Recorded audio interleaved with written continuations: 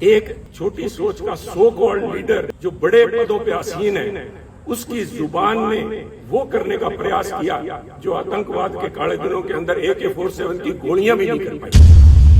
ये तो पंजाबियों को मैं दाद देता हूँ। अगर धर्म की बात करें, सिखों ने जो सिखों की पंथक पार्टी अकाली दल उसको वोट नहीं डाला, हिंदुओं ने बीजेपी को वोट नहीं डाला, और SC भाईचारे ने, हमारे दलित भाइयों ने कांग्रेस को वोट नहीं डाला। पंजाबियों को ये दाद देनी होगी कि उन्होंने ये काली नजर जो हमारे कांग्रेसी नेता जो लगा रहे थे, जो हिंदू सिख या दूसरे भाईचारों के अंदर जहर का बीज जिन्होंने बोया। सोनिया जी, राजनीति सारे देश में कर लीजिएगा, परंतु पंजाब को बख्शिए, पंजाब ने बहुत काले दिन देखे। एक तरफ हम इल्जाम लगाते हैं आम आदमी पार्टी के ऊपर कि वो पंजाब का भला नहीं कर पाएंगे क्योंकि उनकी लीडरशिप दिल्ली से चलाती है, जिनको दिल्ली के बारे में ज्ञान नहीं। मुझे आम आदमी पार्टी का तो पूरा पता नहीं, परंतु सोनिया जी, पंजाब कांग्रेस का बेड़ा गर्क दिल्ली में बैठे उन नेताओं ने किया है जिनको पंजाब का, पंजाबियत का, सिक्खी का बिल्कुल पता नहीं। आज एक छोटी सोच का व्यक्ति, छोटी सोच का सो कॉल्ड लीडर, छोटी सोच का एक छोटा नेता जो बड़े पदों पे आसीन है, उसकी जुबान ने वो करने का प्रयास किया जो आतंकवाद के काले दिनों के अंदर AK-47 की गोलियां भी नहीं कर पाई। ये तो पंजाबियों को मैं दाद देता हूं कि उन्होंने फिर से मौका संभाला। और आप देखिए, जीता जागता सबूत देखिए। अगर किसी को इस बात के परिणाम की, इसको प्रूफ की जरूरत है, तो वो देखिए कि इस इलेक्शंस के अंदर जिसके नतीजे 10 मार्च को भी आए हैं,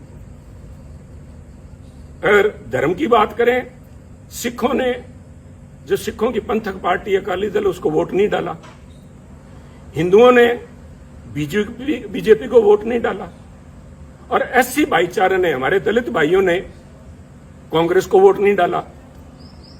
पंजाबियों ने एक सिख के तौर पे, एक हिंदू के तौर पे, एक दलित के तौर पे, क्रिश्चियन या मुस्लिम के तौर पे नहीं, उन्होंने पंजाबी के तौर पे वोट डाला। और इस सारे आडंबर को ढा के उन्होंने एक आस और उम्मीद को वोट डाला, एक रंगले पंजाब की आस, एक बेहतर फ्यूचर, बेहतर भविष्य की आस में उन्होंने वोट डाला। वो आस कितने हद तक पूरी होती है तो समय बताएगा, परंतु पंजाबियों को ये दाद देनी होगी कि उन्होंने ये काली नजर जो हमारे कांग्रेसी नेता जो लगा रहे थे, जो हिंदू सिख या दूसरे भाईचारों के अंदर जहर का बीज जिन्होंने बोया। मैं तो आज इस माध्यम से खासतौर पे कांग्रेस अध्यक्षा सोनिया जी से निवेदन करूंगा, मेरी हाथ जोड़ के करबद्ध प्रार्थना है, सोनिया जी, राजनीति सारे देश में कर लीजिएगा, परंतु पंजाब को बख्शिए, पंजाब ने बहुत काले दिन देखे। पंजाब में अगर पंजाब को परसेंटेज के प्रिज्म से नहीं देख सकते आप, पंजाब को 33% अमुक कौम है, 40% अमुक कौम है, बाकी बचते नॉन सिख हैं या किस खाते में डाल रहे हैं, कृपया करके बख्शिए पंजाब को। पंजाब एक है।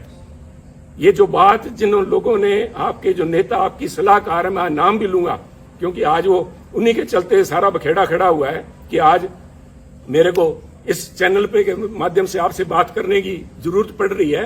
अंबिका सोनी जी के एक जबान ने, मैं समझता हूं, ना सिर्फ कांग्रेस को, तो कांग्रेस का तो बंटा उन्होंने बेड़ा डुबाया, परंतु उन्होंने पंजाब के माथे पे कलंक लगाया, सिखों के माथे पे कलंक लगाया, सिक्खी के माथे पे कलंक लगाया। उन्होंने हिंदुओं को बदनाम किया, हिंदुओं को निरादर किया। क्या ऐसे नेता का कांग्रेस में बने रहने का कोई हक है, कोई औचित्य है? अगर औचित्य है तो मैं आपसे निवेदन करूंगा कि आज के समागम के अंदर, जब उदयपुर में वो बैठी हैं और आपके साथ मंच पे बराबर बैठी हैं, तो उनसे निवेदन करें कि उठ के वो बताएं कि Punjab, what is Sikhism, Sikhism है क्या, जिसको उन्होंने इतना बड़ा दोष लगा दिया।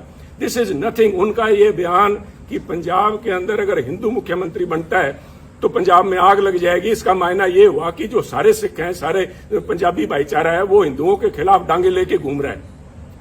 हिंदू सिख भाईचारे के अंदर दरार डालने की ये जो कोशिश, खुदा आपकी सलाहकार अंबिका सोनी जी और उनके जो कुछ चंद चेले जो हैं, जो पंजाब के अंदर बैठे थे जिस समय ये फैसला हो रहा था, 4-5 जो यहाँ थे, और वो 4-5 मोस्टली आज वहां आए हुए हैं आपके पास वक्ता के तौर पे, उनको बेनकाब करना जरूरी है। उन्होंने कहा था कि अगर हिंदू बन गया पंजाब में मुख्यमंत्री तो पंजाब में आग लग जाएगी। Is this some pre planned way of vilification of Sikhs? Are you trying to vilify a whole community? कि वो इतने इनटॉलरेंट है, उनके अंदर ये सहनशीलता ही नहीं है कि किसी और को बनता देख सकें।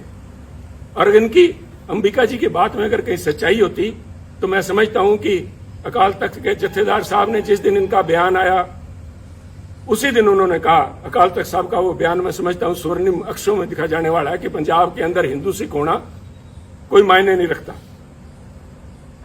सोनिया जी, मैं आपसे निवेदन करना चाहूंगा, अकाल तख्त कोई छोटा मोटा जगह नहीं है, is a temporal seat of Sikhism. यहां पे महाराजा रंजीत सिंह भी आके पेश हुए हैं।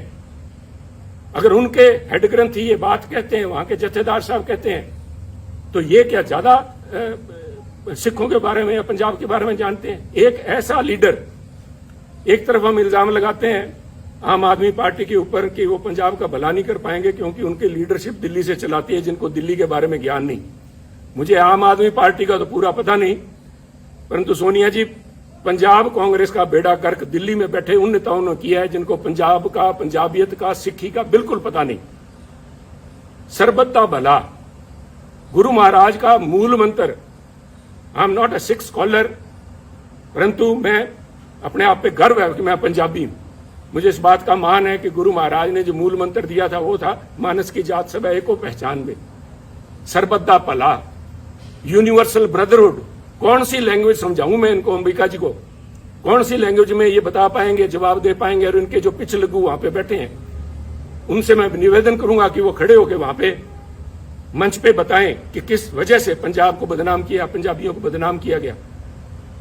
और ये सोनिया जी, मैं बार बार इस बात पे जोर दे रहा हूं क्योंकि ये हमारी विचारधारा से जुड़ा हुआ मुद्दा है। इसका प्रभाव सिर्फ पंजाब तक सीमित नहीं रहेगा। ये तो आप मान के ले लीजिए कि जब तक इन लोगों से आप पीछा नहीं छुड़ाएंगे तब तक कम से कम पंजाब में कांग्रेस के पांव नहीं लग पाएंगे। ये आप एक मेरी भविष्यवाणी लिख लीजिए, चाहे नोट कर लीजिए मेरी तरफ से। परंतु ये मसला पंजाब तक सीमित नहीं रहेगा। This itself shows fundamental problem which is Congress is facing today. आप अपनी चाल ही भूल गए। आप अपने आप को, आप पे इल्जाम लगते हैं कांग्रेस पार्टी के ऊपर सूडो सेकुलरिज्म के, कभी सॉफ्ट हिंदुत्व के, और कभी इस किस्म के बयान आ जाते हैं जिनको कुछ लोग कहेंगे मेजोरिटेरियन एक्सट्रीम लिए बैठे हैं आप। इन बातों का आपके ऊपर जो प्रभाव पड़ेगा वो मैं समझता हूं, आप इन सारे जो इल्जाम लगते हैं आप इनको तस्दीक कर रहे हैं। ये लोग आपके पास मंच पे बैठे हैं, यू आर विटिंगली और अनविटिंगली एंडोर्सिंग देयर व्यू। ये कौन, मेरा गुनाह क्या था? जब ये अंबिका जी का बयान आया, इनके चेलों का बयान आया कि पंजाब में अगर हिंदू मुख्यमंत्री बनता है आग लग जाएगी, तो मैंने कहा ये सोच कांग्रेस की सोच नहीं है। ये सोच किसी एक, I said a petty person, a small-minded person occupying high positions, and I meant your advisor, Ambika ji. Let me be honest with you. मेरे को फांसी लगानी है, लगाइए आप। मैं आज यहाँ सफाइयां देने के लिए नहीं आया आपके पास में। मैं तो आपको एक राय देने के लिए आया हूँ, जो पंजाब की भावना आपके सामने रखना चाहता हूँ। अगर इन लोगों को आज आप भी अपने साथ बिठाए बैठे हैं पंजाब में, आप भूल जाइए पंजाब के बारे में। इनको ना सिर्फ सिख, ना सिर्फ हिंदू, बल्कि पंजाब का एक एक बच्चा इनको कोसेगा और इनको ये परिणाम भुगतने पड़ेंगे, अंबिका जी को और इनके इन चेलों को, जिन्होंने यहाँ पे पंजाब कांग्रेस भवन में या होटल के कमरों में जाके अजय माकन जी को या हरीश रावत और उनको हरीश बायतू को जाके जो कहा था, इसका देना आपको देना पड़ेगा। परंतु आज अगर आप भी नहीं समझते, पंजाब के लोगों ने आपको जो कुछ दिखाया है उसके बाद भी अगर नहीं समझे, और आप आज भी, जैसे मैं समझता हूं it was a poor attempt to portray Congress as BSP in Punjab. आपने निर्णय, राहुल जी ने लिया, बड़ा अच्छा निर्णय था, सबसे पहले स्वागत मैंने किया था, that he has broken a glass ceiling. पर जिस तरीके से उसको प्रस्तुत किया गया, तो लोगों ने कहा कि अगर हमने जात पात और जाति के आधार पर वोट डालना है तो हम नकली बीएसपी को वोट क्यों डालें, असली बीएसपी को क्यों नहीं डाल लेते?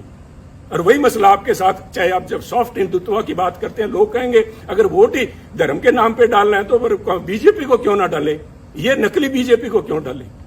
तो आप अपने वजूद पे रहिए। Don't this drift of your intellectual, you are losing the moorings, intellectual moorings. यही तो आपके पास सारा कुछ था।